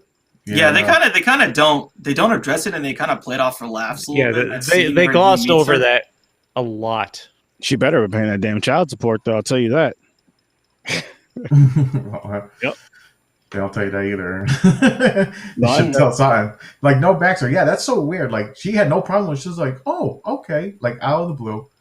And he's just no emotion. He's like, she's really not my mother. It's like, he's just ignoring it. It's like a stranger coming, being an actress. Okay, come on. Come on in. I don't care. Yeah. They basically got an actress. But then it was hilarious when he came in because they heard she was going to be late. And that's when Nathan Lane's character came in. That was some of the best parts of the movie because it was just so fucking far out there. Yeah, And I was just like, that's another level of acting right there. Nathan Lane is the mom, and then, Gene Hackman's character clearly having a crush on her. Yes. Yeah. Realizing, and then, the reveal that it's actually a man. It was. I mean, that was really great acting all around right there. Like I said, Nathan Lean's great. Yeah, I think he plays the same character a lot, but he's still great in everything he does. Yeah. Yeah, this is definitely a fun film, and it was a good. Not that I didn't like the other films, I did. I gave it an 8, but it was a good break because I watched them back to back. It was you worked your way up to an 8. I did, but I gave it 1. I worked my way up, but I gave it 1 because just the more I thought about it, the more we discussed it. Yeah, I fucking had to. I mean, totally opposite. It's a comedy. It's got Robin Williams. It's got fun characters. It's really funny. Like the fucking polar opposite of Koyanisatsi. Very interesting pair. Yeah. An interesting note.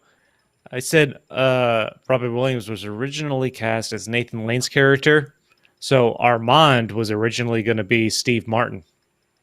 Wow. Oh, that was the original, and that's not how it worked out. But that would have been just as great. Yeah, it's tough because like watching it now, I feel like the characters, I feel like the cast was like perfect. But I can see how Steve Martin can also play that role as well. I don't know. It's like I could certainly picture Robin Williams in either of those roles, just because he's got the range. He's got the range. Yeah. He definitely does. What it is. He's got crazy range, really. He does. Like the more animated. He's just he can do that animation shit, like speak with your hands over the top. Like I believe the fall in the kitchen was real, and they kept it where he slipped. I enjoyed the scene right before dinner where they first sit down, and this is of course after they've rearranged the apartment, so it doesn't seem as flamboyant as it did. And Gene Hackman's wife, one half of the conservative couple, of course, recognizes like the design on the bowls is like 2 men playing leapfrog. Yeah. And then Robin Williams is moving as fast as he can to fill the bowls before they figure out what the image is actually. That was fucking hilarious. Playing leapfrog. Yeah, it was funny too. Like when they were like trying to fill the house with like different manly stuff. Yep. And like they got a moose head and they got all this other shit, and it's like super ridiculous. It's like, yeah, man, I have a moose head. I hunt. I kill things. I keep repeating that saying. And he was like, less, not more. Don't add. Don't add shit. Don't add. Take it away. Oh, they put like the Playboys in the bathroom too? Yeah. This is what men watch, right? This is what they read? This is what they look at. Yeah. I mean, back then, hell yeah. Now we got Pornhub. Yeah. Well, but Aaron, I don't think you would have your Playboys on in the toilet. Nah, can't say I did. Do that trick, you hide it in the back of the tank. It's like taped to the lid. Oh my God. You better have it in a Ziploc bag, air sealed. Dude, you can do that. You can have a Ziploc bag and just like open it up. Yeah. What are you doing in there? Nothing. Reading my book. Leave me alone. Holy shit. I don't even know why we're talking about that. I'm walking the dog.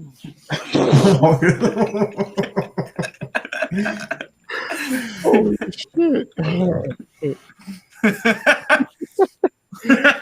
I'm sleeping there again.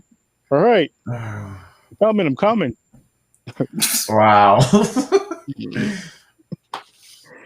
All right, guys, we're done. I promise. For now. But yeah, going back to the Birdcage movie, though, I really did enjoy it. I had a fun time with it. I am going to stick with my 7 for this movie, though. It was good. It was really good, but like you guys were saying, this is one of those movies where it would be hard. You couldn't really make it now because of the F word being used. And not like this. Not like this. You could do something similar, but there's a lot of things. So it would be nice if they remade it, but they made the son not a fucking asshole, for one. I think they made the relationship with the mom, like, make sense. there are certainly, but I think thematically in the rest of the story kind of I think I mean obviously it could be done because it's a familiar type of story. You would just have to rewrite a lot of the dialogue, of course, and rephrase stuff. Yeah. Mm-hmm. I agree. But that's why Hollywood writers get paid what they get paid. Yeah, you got a point. But yeah, I mean, good film, fun film. Will I watch it again? Maybe if it's on. I'll flicking through channels at a time. I might stop and watch it. I mean, obviously, watching Gene Hackman's character have to, and his family have to dress up like drag queens at the end to escape was good. He's like, and especially where he says, "I don't want to be the only girl not dancing." Yep. I mean, they portray it enough to you kind of get the feeling that they obviously come around to that lifestyle, and their thoughts change. Honestly, it almost felt like the father wanted to be a part of that lifestyle in some of the scenes. With all of that, I'm just like, he must be a part of that. Why not, man? It fucking looked fun for one thing, dude, and it looked more fun than my life. It was like, I forget how many years later, there was the guy, he was a senator from Utah, and they caught him in a bathroom, doing the thing with a dude, and he was like this character, just like, oh, very conservative. Gotcha. And he had to resign. So yeah, I heard about that. Wow. Ain't that some shit though? You're gonna sit here and talk shit about people, then you're in the men's room getting slammed. Yeah. No.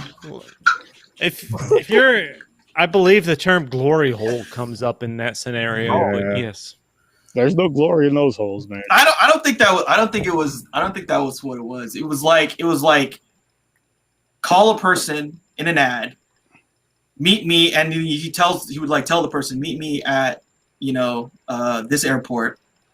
And then this stall, and then it was on like Donkey Kong. That's what he did. Like that's what he did. While also being like, we have to have, like the marriage is under attack. Blah blah blah. All this other shit. Oh, like, okay, dude. What's under attack is someone's ass. Yeah. Oh shit. Anyway. I'll grow up one day, people. I'll grow up one day, maybe. No, we were all thinking it, but you just said it. I had to say it. Someone had to say it. Yeah. I mean, come on now, people. We're a podcast. We can't just all be thinking the same thing and not say it. Someone has to say it. The listeners and the viewers want us to say it. So I'm gonna say it. Boom. Booty. Yeah, they took a lot of jabs at the politics too. It's like he died. It was how he even said it on the phone. He was like, minor. Then he was like, black. Prostitute, he had a list, and when the black was the last one, it was like prostitute, and I was like, damn, because they're just jabbing. Or even when they said, like, they're in the car, they're driving, they're listening to the radio, and the guy, the politician that died, they're like, his last words were, "Your money's on the dresser, chocolate." Yeah. Oh, remember what the hooker said? She said something really funny. Oh shit, that's fucking. Oh yeah, she said, "I thought he was." I thought it was fine or something. Like I don't remember. I gotta look this up because it was funny what she said. Oh man, I wish I remember. Because I think how she was saying it was like she was riding him and even dude, and it got like really dark in the dinner scenes where they're talking about abortion. Like the comments right before the dinner scene, that got pretty dark. Real quick. It did. It's sad to say I laughed though because I'm into that dark. Oh, humor. I laughed. Nathan Lane when he said Nathan Lane. I just where he's recommended. They talked about killing the doctors, and she said Nathan Lane talks about killing the moms. Yeah, beforehand. That's pre-abortion. Beforehand, like it's. Like the fetus is gonna die anyway. Why not have it go down with the ship? I'm like, holy shit! Wow. Yeah, and I couldn't help it. I laughed. I'm like, that is It was funny. As fucked up as it was funny. That was And one Aaron, of the most Aaron, fucked up that's things. one of the jokes is type of what Anthony Jeselnik does. Oh yeah. You gotta watch it. I swear. Just tune in one night. Just clicking on. I'll try one of these days. I'll try it, guys. But yeah, I'm sticking with my 8. This was a fun movie. It's a fun movie to watch. It tugs on the heartstrings because you can tell, obviously, the way Nathan Lane's character is treated, and then feeling bad for him, and then finally seeing that moment of acceptance of this is who we are at the end. The story itself is fairly predictable, but it's got a fun twist on it. Like I said, especially at the end where they're helping Gene Hackman's character get out unnoticed, and they have to have him dress up as a woman and go through the stage dancing and everything like that. That was fun. The funny, it was fun just because you're on that part is when his limo driver is like, meet me at such and such a spot. He's like, you wish, lady. Oh, I was laughing so fucking hard at that. Dude, like parts of the movie. Like that, it's just the club scene they set up. It looks like just such a fun fucking party. Like it'd be fun to be there. Look crazy. It was kind of like New Year's Eve or something going on down in there. It was just fucking like Mardi Gras on New Year's Eve, like Times Square mixed together. Yeah, there was so many scenes, like so funny all the way through. The fucking oh my god! I'd recommend to watch. Yeah, I would certainly recommend watching it for fun. And yeah, it's 8 o'clock, 8 all around. In your heads. What was that? Did you guys sing the song in the movie in your heads? Oh, sing the song in the movie. We Are Family. Yeah, I had that stuck in my head for a while. You can't help it. What did we call it? 8 penis statue? 8 phallic statues? Yeah. How many phallic statues? Same here, 8. I agree. Yeah, I'm sticking with my 7 phallic statues. Yeah, I'm sticking with mine. 7.5. Wasn't a bad film though. No, it was hilarious. I can't wait to see what's up next as far as comedy. I just so we can see something funny again. So we'll see. What else are we watching other than Fast 5? The Mask. That's right. That's right. The Mask is really funny. Yes. Awesome. And like I said, there's some Rodney King jokes, and it's like, whoa. I watched it recently. I was like, oh shit! I did not catch that as a kid. Like that's some. They fucking went there. So I'm excited to watch it today. Well, that really goes there. That's an interesting point about the Birdcage. Obviously, I watched. This came out in '96. I watched it around that time. So watching it, this much later, growing up in a different kind of society as it was in 1996, you take on a different perspective of it. Yeah. So I think it's definitely a good movie to go back and watch right now. I agree. Yes. You'll look at it different because you're older now. I mean, for me, it's my first time watch, but for those who have seen it before, you're older now. You have like a different mindset. You're an adult, more mature of a mindset. So you're gonna see certain things like, oh shit, oh that's what's going on. And again, I fucking miss Robin Williams. Yeah. So real quick, I remember the line. So like the hooker said, he looked kind of funny, but he was smiling, so I wasn't worried. Holy shit. Well, dying smiling. That's one way to go. That's funny. I guess so. Wow. Feel sorry for the fucking the man butler. It's like they don't even know him. They're like, "Where's dinner?" And he's just making shit. They're like, "You can cook?" He goes, "I guess I can now." So it's like, he's like, "Your father seems to think so." Yeah. Yeah, he got shanked right into that situation. Yeah, he likes to be referred to as his full name. That was funny. That was fucking funny. So was it? I don't even remember. Something Spartacus. I don't remember what it was. I don't know. Did it start with an Because A? Spartacus was like the manly name. No, it Yeah. started with an A, and I just can't think of what it was. But again, fucking Hank Azaria, man, he was great. Is it Armando Spartacus? No. Armand. Armand? That was Robin Williams, isn't? Oh yeah, that's right. I don't know then. I forgot. Oh, that was funny though.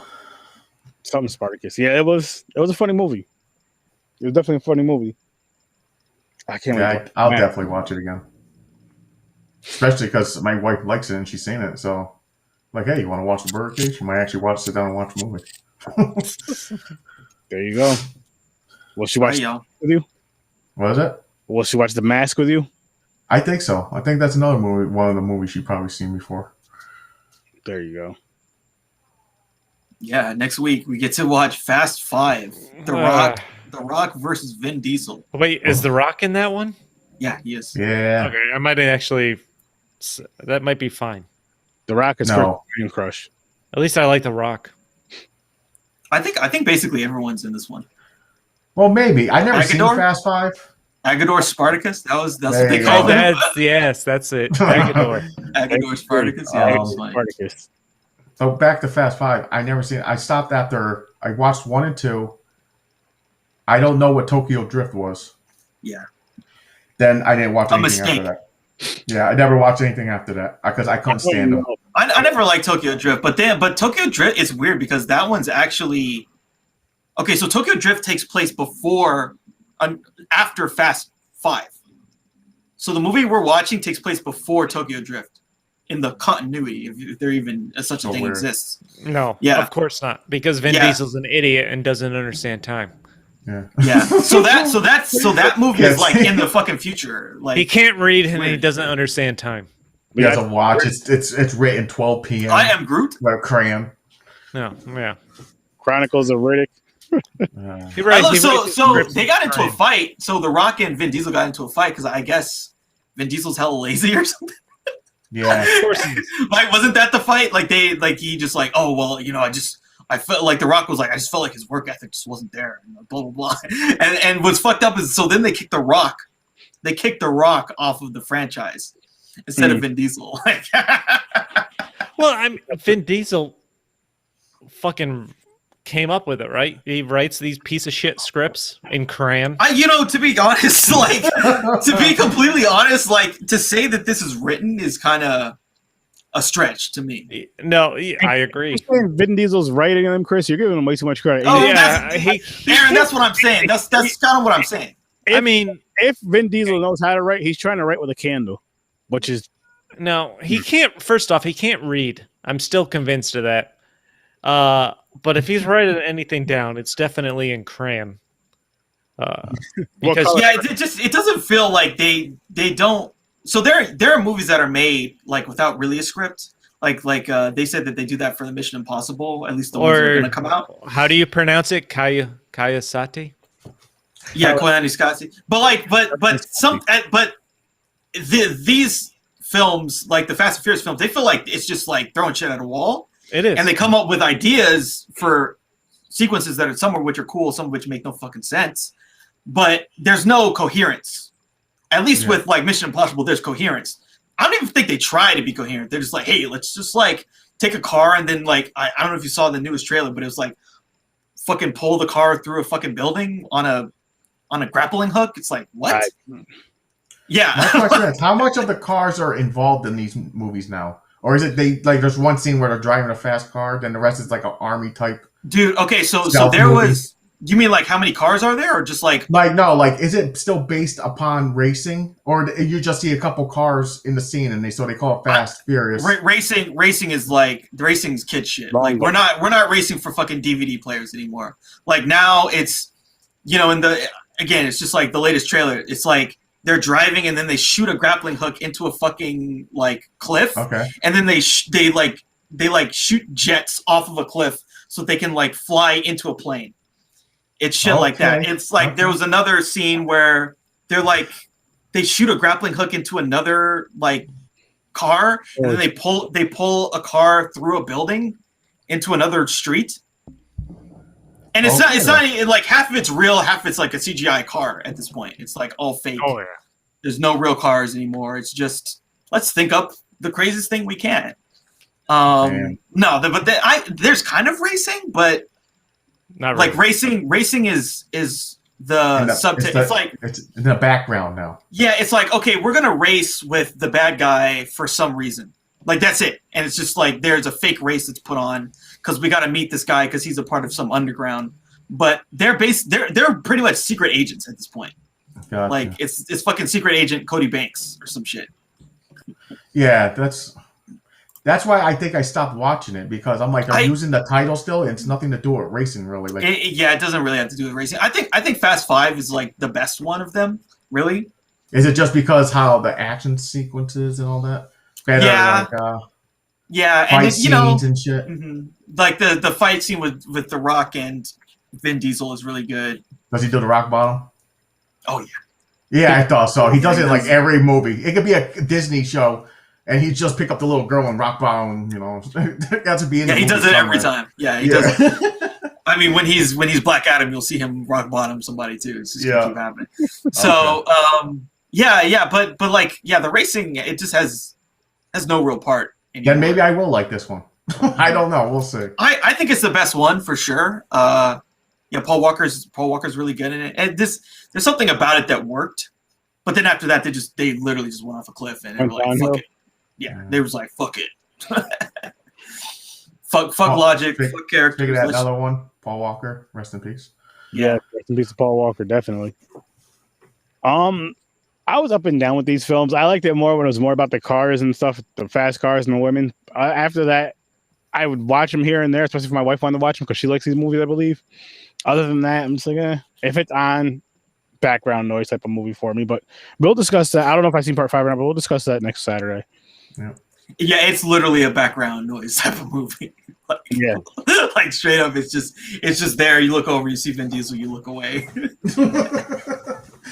You're like, oh fuck, he's talking to her. Well, at least we got the mask. At least we have the mask. Yeah, mask next week. Yeah, that's a great one.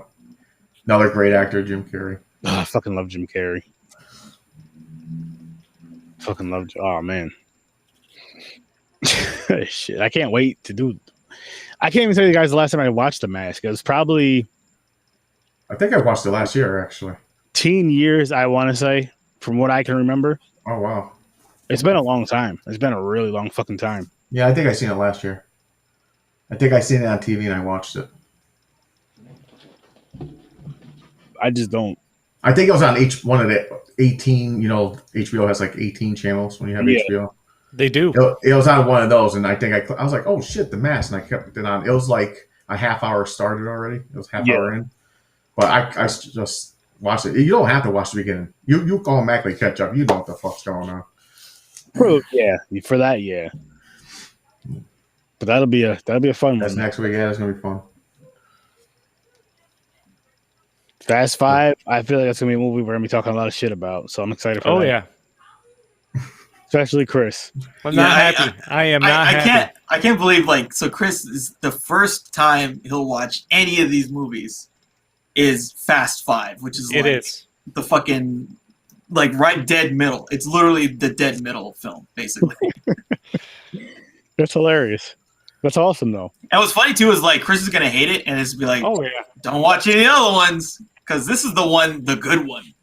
If this is the good one, holy shit! Yeah, this is the good one. It's no Freddy Got Fingered. At least I'm already fairly sure of that. No, it's not. You might enjoy the fight scenes or something. So the other thing too, cringe. Fast 5 is when they start doing stuff where it's like fast physics. That's the way I would put it. Where there's one scene where they do something that is physically impossible with a car. Just one. That's the thing. They're holding back, but then they get the taste, and then they start really doing it. They're like, oh shit, people liked when we did that, so let's fucking turn that up to a 12, of course. Jeez. Instead of just doing it once to do it, because there was one, I think it's Fast 6 or whatever. They drive a car through a building into another building. Yeah, it's this. They were like in Dubai. So then the guy drives a car out of a building and then it falls into another building, which is like not really. It's not possible. The way they do it is not possible. And then again, like I was saying in these new trailers, it's like, oh, let's get a car on a grappling hook connected to a fucking airplane jet engine and fly the car into space or something. There you go, Fast Five in space. I mean, Fast and the Furious in space. There you go. Is that not like the new storyline or what they're going to be doing? They're going to space. Aaron, Really? can we watch the trailer for the newest Fast and Furious movie? I really want to see their reaction to like seeing this fucking like the stunts they do. Why? I want you to see this, man. I need to see this. I need to see like this is just a taste. Are they really going into space? Ibrahim is becoming one of my least favorite people. You just need to get a taste, man. A taste of what's coming. It's like he's asking for just the tip, and I don't like it. Don't tease me. Visible is wireless. That doesn't. Hang on 1 second, guys. I think Chris is saying, "Don't fuck me." Like that's what he's actually saying. Oh man. Holy shit. This is oh. You're welcome, Chris. We all three else again. Turn. I do have it on mute because I don't know anything about the copyright bullshit, so I don't want to get in trouble. Yeah. We don't need to hear them talking.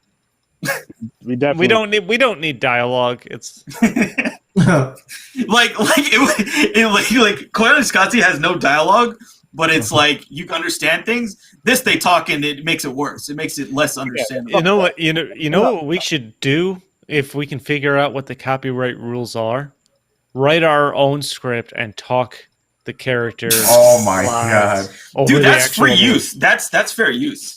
Is it? If you do that, I believe so. Yeah, because that's how people do all those spoof like videos. That's true. Why the fuck is Vin Diesel on a farm?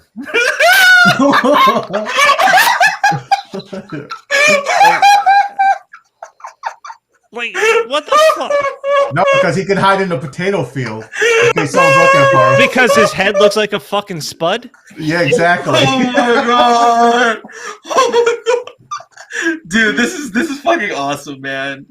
I'm so glad we're watching this. Is that fucking ludicrous? That was Luda. It's ludicrous, bro. You're gonna see him in the movie we're about to watch. You're gonna see Luda. I forgot about. Oh, John Cena's in this shit too, isn't he? Oh, is this? I think John Cena is in this movie. Yeah. Now they got two wrestlers. Now he's gonna do his finisher. John Cena. You can't see me. Yeah, I can't see you. He's gonna do it right there. They skipped it. Oh my fucking god! So they got rid of The Rock because he was going to beat the shit out of Vin Diesel, and they had to put basically John Cena in here. Did you see that he took this dude out with a car? He's like wrestling Vanilla Ice. Nice.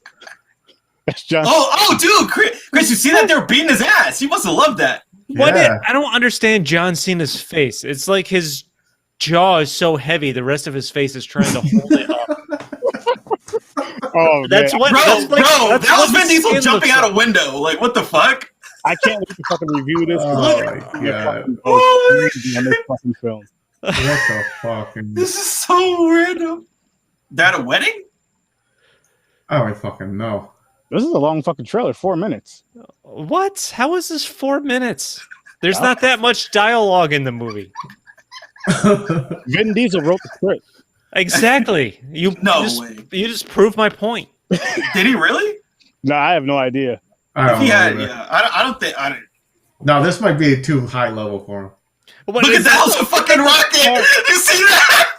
Is that the fucking car from Back to the Future? Did you see that? They put a fucking rocket. This is fucking Marty. This is Marty McFly's time machine. What the fuck is going on? Why do they have Marty McFly's time machine? And that's Tyrese, right? Oh shit! Is what's her face? Is Michelle? Okay, let's check this shit out. This is a long fucking trailer, man. It is a long trailer, yeah. Oh, this came out like a year ago. Okay, here it comes. This is the whole movie, right? Oh wait, is this where they catch it? This is the whole movie. How the fuck did he know it was gonna be there?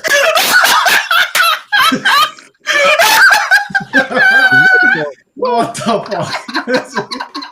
No, it's not. We're not done yet. We're not even done. How is this still going? How is this a fucking movie? What the fuck? There's the Look at this. Like, this is what they did. You gotta be fucking Like, kidding. right? This is not possible. This is not humanly possible. You Dude, gotta- but that's not even the new. You gotta find the newer one. Find the newer one. We gotta watch that. No. We gotta watch that. That one's even better. And it's only a minute. It's not 4 minutes long. Yo, they're putting like G.I. Joe fantasy shit in here. It really is. It really is very comparable to that. Holy fuck. Oh, fuck, Like, it's man. basically the same kind of thing. So then I definitely believe the next one's gonna be in space. They're going to Yeah. space, and I They're hope going they to don't space. come back. That was fucking funny though. Well, I think that's supposed to be the last one. Yeah, They go to space, They whatever. finally take Vin Diesel off this fucking planet, so you don't belong here and shoot him in space somewhere. He should be in Planet of the Apes because he looks like an ape. Oh shit! Yeah. Oh boy. Okay, so He went next there. weekend, Fast Five is gonna be interesting. We're gonna get some. Fucking funny. I can't wait. I love when somebody has like a rage or an anger towards an actor or an actress or whatever, just a rage towards the movie. It's you know what? It's not even just Vin Diesel in this case. It's the movie itself. It's gonna be awful. It is. So they said we're haters. This is gonna get an Oscar. Oh, Chris is a hater. Chris is a hater for sure. Yeah. You can call me whatever you want. I'm sorry. Where's it on his feet? Yeah, Oh, this is the one shit. where they get the Oscar. What is? It's not like the Oscars are quality products to begin with. Anyway, Wait a minute. This is a foreshadowing movie for the next one in space. Hit that Vin restrict. Diesel is in a car, it floats, lands on that Your name is planet. He becomes Riddick. oh, It's like Guardians of the Galaxy. You get sucked into Yeah. space, and then it's like Yondu or whatever. Yeah. this is so. Next week's gonna be a half hate episode. Yes. Well, again, the OG wheel, like there's some grenades on there. Yeah. They're so good. There is. Yeah. There's some gems though too, guys. Like Who put Fast Five on there? Oh, I did. Oh, okay. He said, "Oh, it was me." Yeah, that was for you, Chris. I should have seen that coming. Because Oh, I chose like 3, and each one was the OG wheel. Was that the really the what's it called? The Tom Gray movie, was that on the OG wheel? Is that how we spun Yes. that? No, was that on the UG wheel? Yeah. Was that a, Because we got the wheel. Right, idea that's right. afterwards. We only had one wheel, right? Yeah. Yeah, Back in the prehistoric days. yeah, back when we were plebs. The Mandalorian will be the Mandalorian will be in the next one. They fucking go to space and they see the Mandalorian.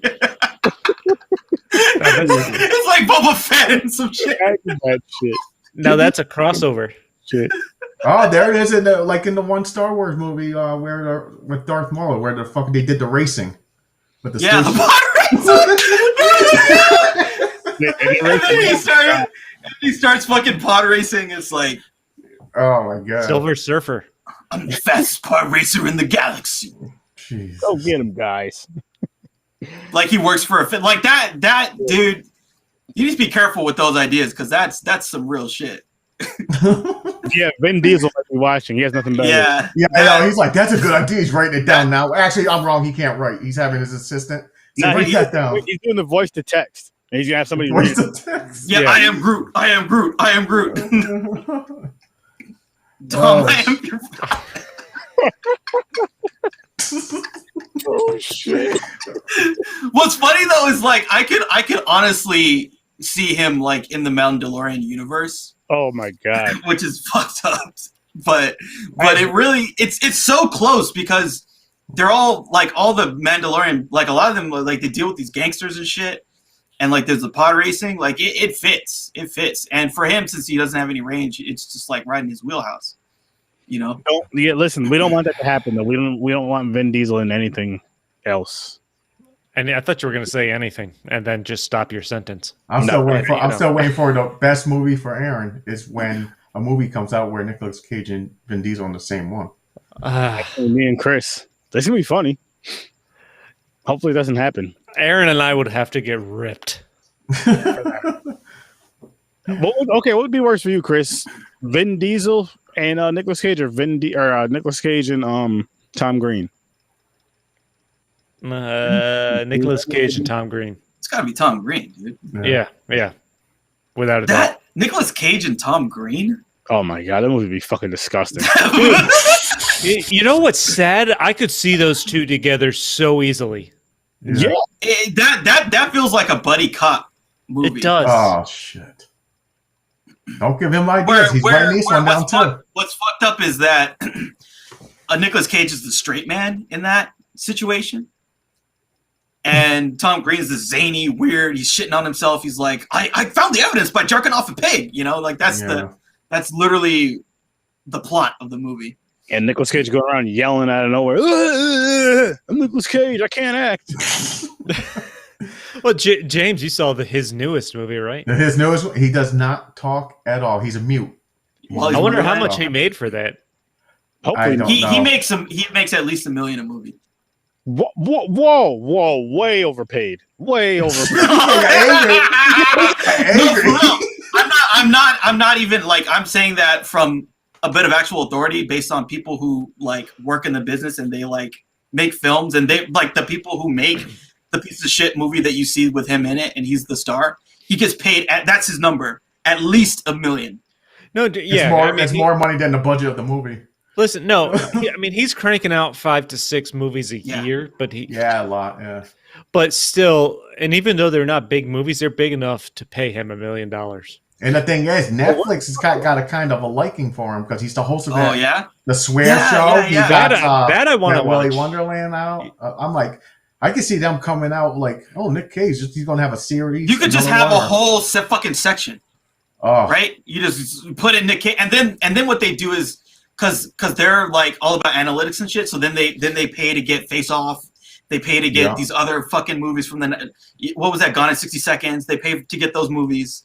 And then they just like have a whole section of all of his shit. You know what I'm gonna do? I'm gonna live tweet from the Popcorn and Pints Twitter and do nothing but tag Horror with Sir Sturdy about Nicolas Cage movies as I watch them. Did we end up putting The Wicker Man on the Hate Wheel? Yes. Oh, it's on there. Yes, it's on there. That one's like, to me, honestly, it goes so bad that it's kind of good. But not really good, but it's at least like, whoa, he really went there, because it's really fucking bad. It's like really bad. Oh, great! I seen it once, and it was horrible, and I kind of blocked out most of the movie. I have not seen it. Yeah, so watching it again, I'm gonna be like, shit. I hope we roll on that one, to be honest, because that's one like it's really bad, but it I can kind of stand it. Just laughing. I don't know why, but knowing Aaron hates it so much makes me want to watch it more. Me too. That's how I feel about these Vin Diesel movies and Tom Green movies with you. Same mutual. The feeling's mutual. And what I'm hoping, seeing as how you put that on me, Chris, I'm hoping we get if we have to go there, if we have to get a Nicolas Cage movie, I'm hoping the other movie is a Tom Green movie.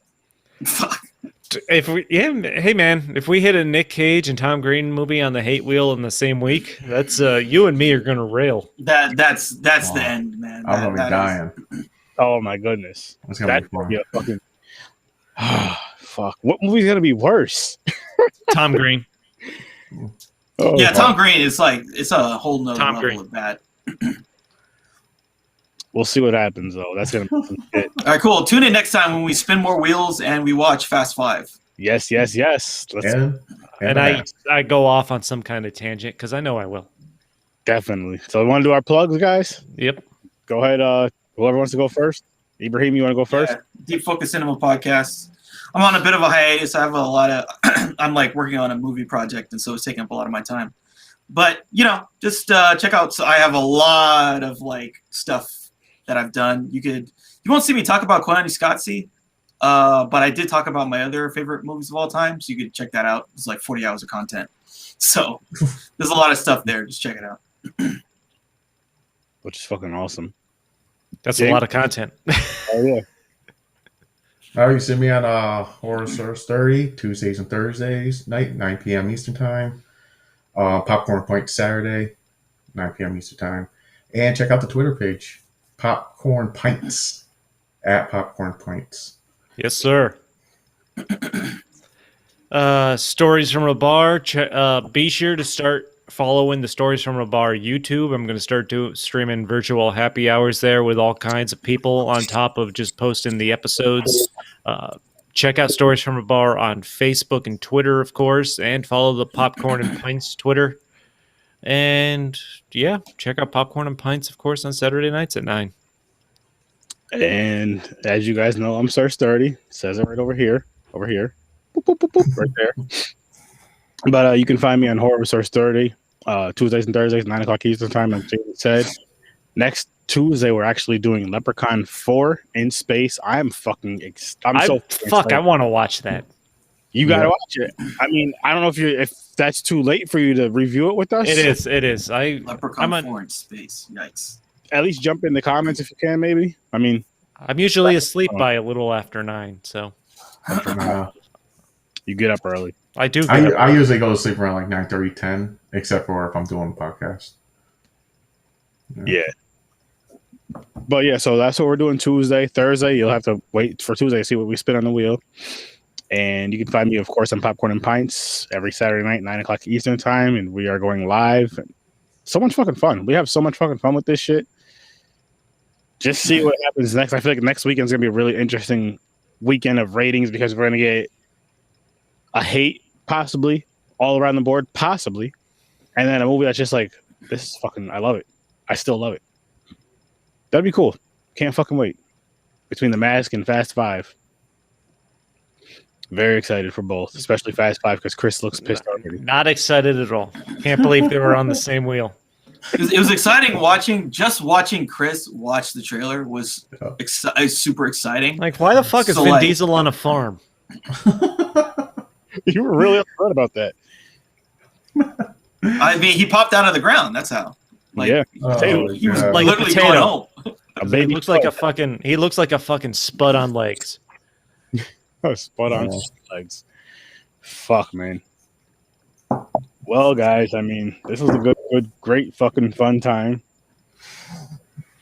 Thanks for popping by, people. And as always, peace. Peace. Peace.